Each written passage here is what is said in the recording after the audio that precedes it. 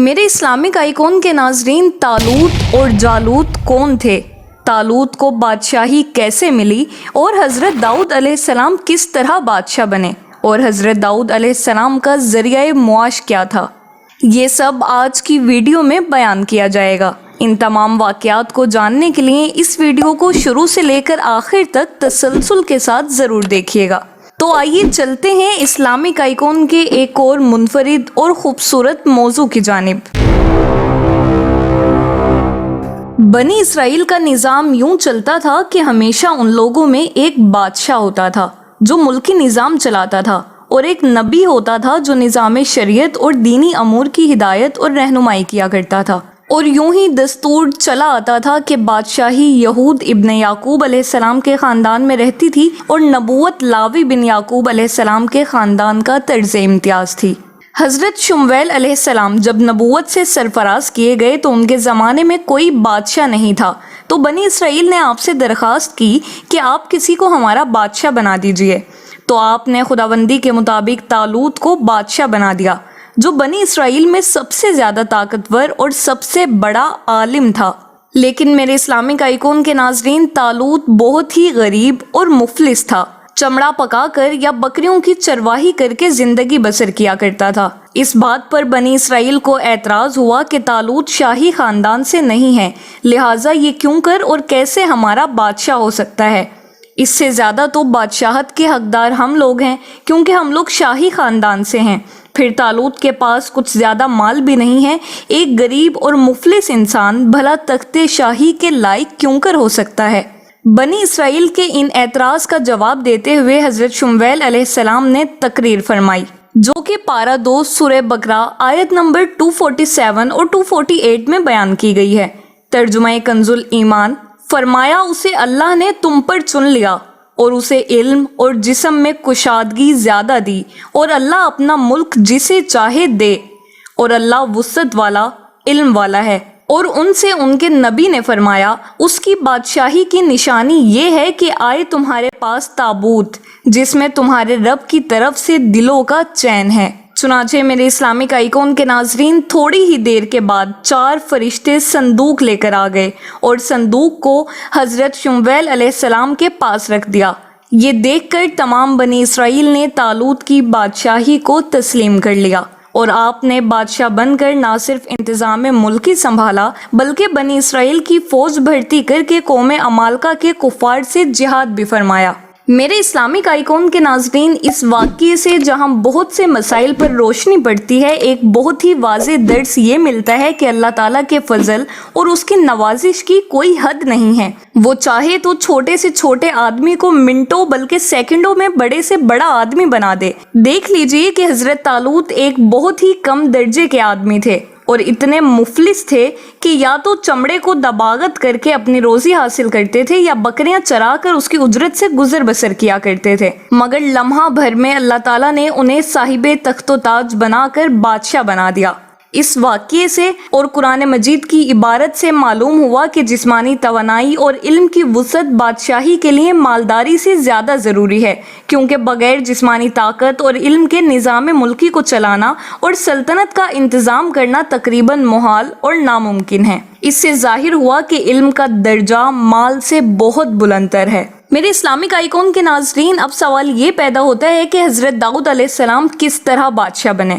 جب طالوت بنی اسرائیل کے بادشاہ بن گئے تو آپ نے بنی اسرائیل کو جہاد کے لیے تیار کیا، اور ایک کافر بادشاہ جالوت سے جنگ کرنے کے لیے اپنی فوج کو لے کر میدان جنگ میں نکلے۔ جالوت بہت ہی قداور اور نہایت ہی طاقتور بادشاہ تھا۔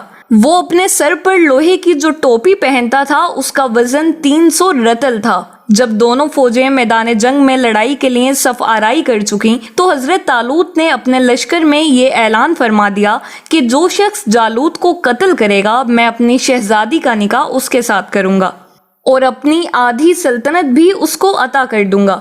یہ فرمان شاہی سن کر حضرت داؤد علیہ السلام آگے بڑھے، جو ابھی بہت ہی کم سن تھے اور بیماری سے چہرہ زرد ہو رہا تھا، اور غربت و مفلسی کا یہ عالم تھا کہ بکریاں چرا کر اس کی اجرت سے گزر بسر کرتے تھے۔ روایت ہے کہ جب حضرت داؤد علیہ السلام گھر سے جہاد کے لیے روانہ ہوئے تھے تو راستے میں ایک پتھر یہ بولا کہ اے حضرت داؤد مجھے اٹھا لیجئے کیونکہ میں حضرت موسیٰ علیہ السلام کا پتھر ہوں۔ پھر دوسرے پتھر نے آپ کو پکارا کہ اے حضرت داؤد علیہ السلام مجھے اٹھا لیجئے کیونکہ میں حضرت ہارون علیہ السلام کا پتھر ہوں۔ پھر ایک تیسرے پتھر نے آپ کو پکار کر عرض کیا اے حضرت داؤد علیہ السلام مجھے اٹھا لیجئے کیونکہ میں جالوت کا قاتل ہوں۔ آپ علیہ السلام نے ان تینوں پتھروں کو اٹھا کر اپنے جھولے میں رکھ لیا۔ جب جنگ شروع ہوئی تو حضرت داؤد علیہ السلام اپنی گوفن لے کر صفوں سے آگے بڑھے، اور جب جالوت پر آپ کی نظر پڑی تو آپ نے ان تینوں پتھروں کو اپنی گوفن میں رکھ کر اور بسم اللہ پڑھ کر تینوں پتھروں کو جالوت کے اوپر پھینکا، اور تینوں پتھر جا کر جالوت کی ناک اور کھوپڑی پر لگے اور اس کے بھیجے کو پاش پاش کر کے سر کے پیچھے سے نکل کر 30 جالوتیوں کو لگے، اور سب کے سب مقتول ہو کر گر پڑے۔ پھر حضرت داؤد علیہ السلام نے جالوت کی لاش کو گھسیٹتے ہوئے لا کر اپنے بادشاہ حضرت طالوت کے قدموں میں ڈال دیا۔ اس پر حضرت طالوت اور بنی اسرائیل بے حد خوش ہوئے۔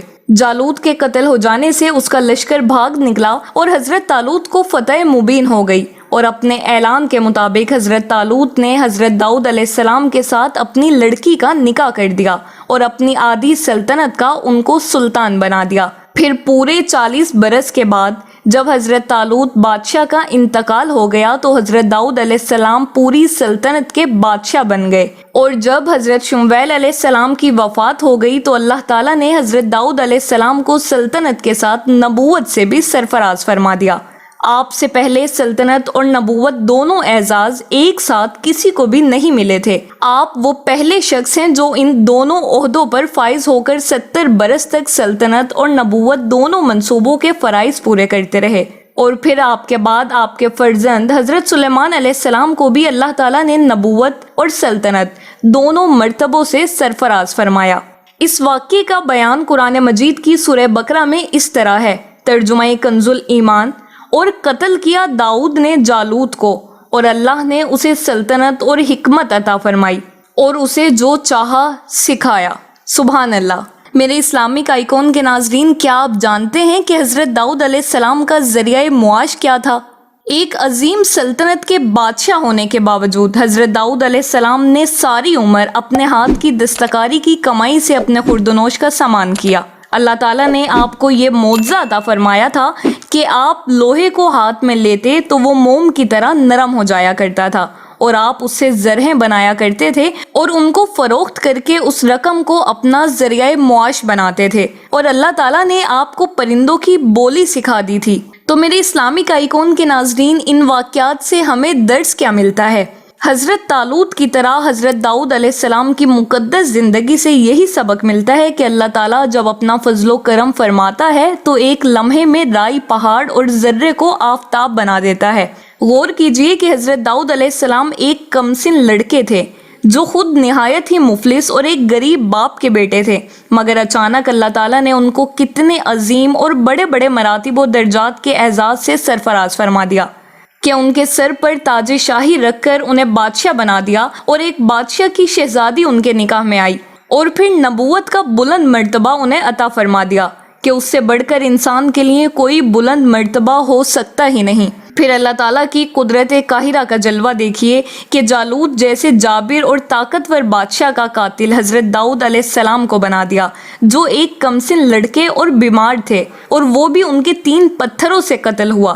حالانکہ جالوت کے سامنے ان چھوٹے چھوٹے 3 پتھروں کی کیا حقیقت تھی، جبکہ وہ 300 رطل وزن کی فولادی ٹوپی پہنے ہوا تھا۔ مگر حقیقت تو یہ ہے کہ اللہ تعالیٰ اگر چاہے تو ایک چونٹی کو ہاتھی پر غالب کر دے، اور اللہ تعالیٰ اگر چاہے تو ہاتھی ایک چونٹی کا کچھ بھی نہیں بگاڑ سکتا۔ واقعہ مذکورہ میں آپ نے سنا کہ طالوت دبگری یعنی چمڑا پکانے کا پیشہ کرتے تھے یا بکریاں چراتے تھے، اور حضرت داؤد علیہ السلام بھی پہلے بکریاں چرایا کرتے تھے، اور پھر جب اللہ تعالیٰ نے ان کو بادشاہ بنا دیا اور نبوت کے شرف سے بھی سرفراز فرما دیا تو انہوں نے اپنا ذریعہ معاش زرہیں بنانے کے پیشے کو بنا لیا۔ اس سے معلوم ہوا کہ رزق حلال طلب کرنے کے لیے کوئی پیشہ اختیار کرنا، خواہ وہ دبگری ہو یا چرواہی ہو یا لوہاری ہو یا کپڑا بننا ہو، الغرض کوئی پیشہ ہو، ہرگز نہ ذلیل ہے، اور نہ ان پیشوں کے ذریعے روزی حاصل کرنے والوں کے لیے کوئی ذلت ہے۔ اور جو لوگ ان پیشوں کو حقیر سمجھتے ہیں وہ انتہائی جہالت اور گمراہی کے گڑھے میں گرے ہوئے ہیں۔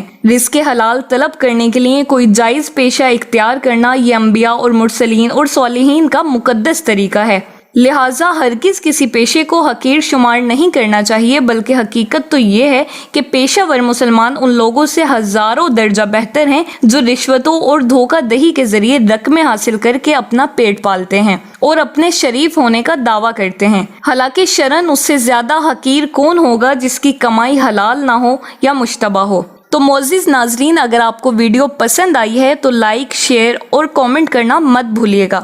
دعا ہے پروردگار پاک سے کہ وہ ہم سب کے علم و عمل میں اضافہ فرمائے اور حلال طیب روزی عطا فرمائے، آمین بجاہ النبی الامین۔